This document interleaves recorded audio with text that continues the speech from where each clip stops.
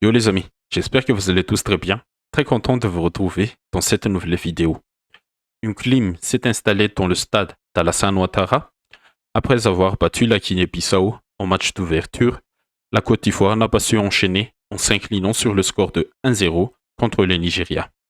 Très belle opération pour les Super Eagles qui, grâce à cette victoire, se rachètent du match nul concédé contre la Guinée équatoriale et ils prennent la deuxième place du groupe derrière les Équato-Guinéens avec égalité de points et les Équato-Guinéens qui ont battu la Guinée-Bissau 4-2 plus tôt dans la soirée et en tête dans ce groupe A.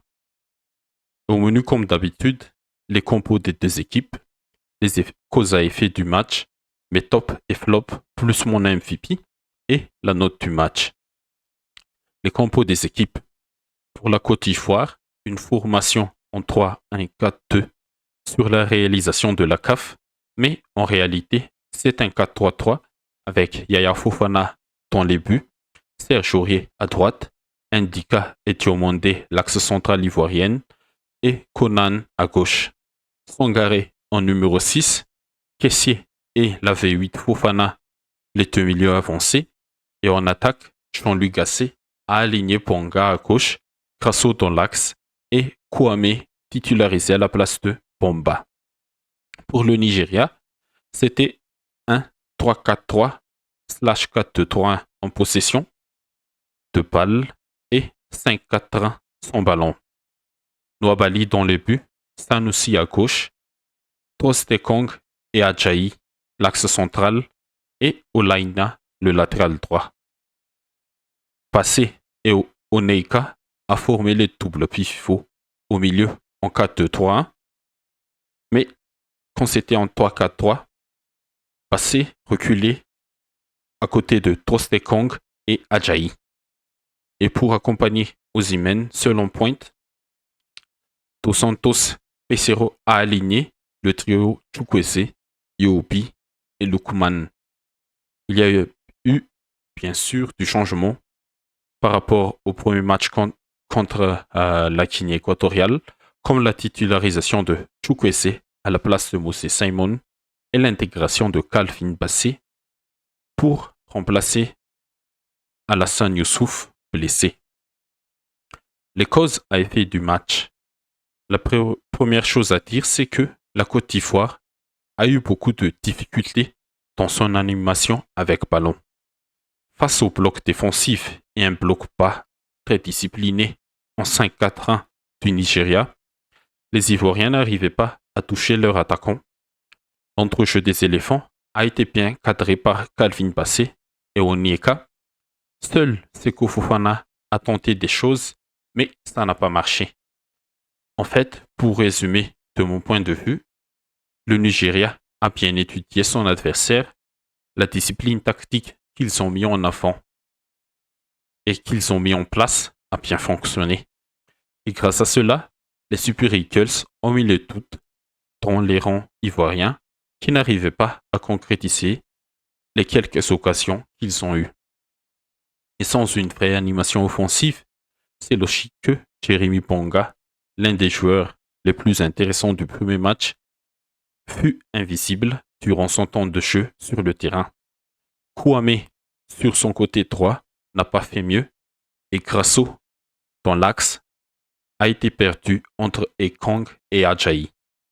Et sans une vraie animation offensive, même les centrés de Nicolas Pepe, de Jonathan Bomba, de Diakate n'ont rien changé à la dynamique de l'équipe.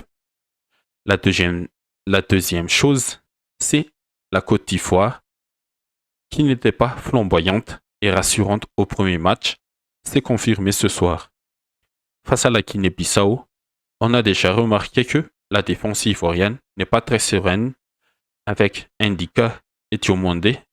C'est pas une forteresse, surtout du côté de Diomandé. Et c'est lui qui a provoqué le penalty, la faute sur Osimhen, qui fut transformé par Ekong. Pour le dernier match très crucial contre la Guinée équatoriale, ce ne sera pas une simple affaire. Jean-Luc Gasset, pour moi, devra aligner Kosunu à côté de Ndika s'il veut rester dans ce système à deux défenses, ou bien intégrer Kosunu avec Ndika et Diomonde pour apporter plus de sérénité défensive et surtout un premier rampe de lancement sûr.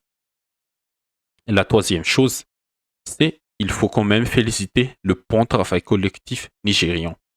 Bon, c'est pas le plus beau à voir, mais la discipline de chaque joueur sur le terrain a permis de tenir ce score de 1-0. Et que, grâce à cette victoire, ils sont bien en pole position pour se qualifier en huitième de finale et sont passés par les meilleurs troisièmes. Prochain match contre la Guinée-Bissau. Mais top, Calvin passé, ce fut le coup de poker de Pesero ce soir en tant que latéral gauche de métier. Il a bien rempli son rôle de milieu aux côtés Toniaka. Les deux milieux ont bien cadré le milieu ivoirien et quand il est revenu à son poste, il a bien mis les Nicolas Pepe, les Diakate dans sa poche. Le deuxième top, c'est Olaina, à l'image aussi de ce qu'a fait Bassé. Mais flop, Kessé, je suis un peu sévère par rapport à lui parce qu'il peut mieux faire dans ce genre de match. Il n'a pas été bon dans ses décisions sur le terrain et surtout dans ses projections pour amener plus de surnombre dans la surface adverse. Mon MVP, c'est Calvin Bassé. C'est lui le symbole de cette victoire collective du Nigeria. Les notes du match, l'ambiance, 7 sur 10 quand même. Malgré la défaite, le peuple ivoirien était présent pour soutenir son équipe. L'intensité, 7 sur 10 aussi. Malgré le cru de but, l'intensité est là dans les deux mi-temps. Le scénario, 7 sur 10 aussi. La Côte d'Ivoire est partie en tant que favori dans ce match, mais elle a perdu. Le Nigeria a renversé les pronostics, ce qui nous donne une note générale de 7 sur 10. Dans l'autre match de la soirée, entre l'Égypte et le Ghana, les Pharaons se font une nouvelle fois peur, menés 2 fois au score par les Ghanéens. Heureusement que Komar Marmouche a bien répondu à Mohamed Koutous et que Mustafa Mohamed a aussi marqué après le doublé du milieu offensif ghanéen. Attention à l'Égypte, 2 matchs, 2 nuls. Ils sont encore devant le Ghana, mais le dernier match contre le Cap-Vert risque d'être difficile. Ok les amis, c'est tout pour cette vidéo. Comme d'habitude, n'hésitez pas à liker, à commenter, à partager. Ça aiderait beaucoup la page et la chaîne. Et abonnez-vous pour ne pas rater les prochaines vidéos. Merci à vous tous et à la prochaine.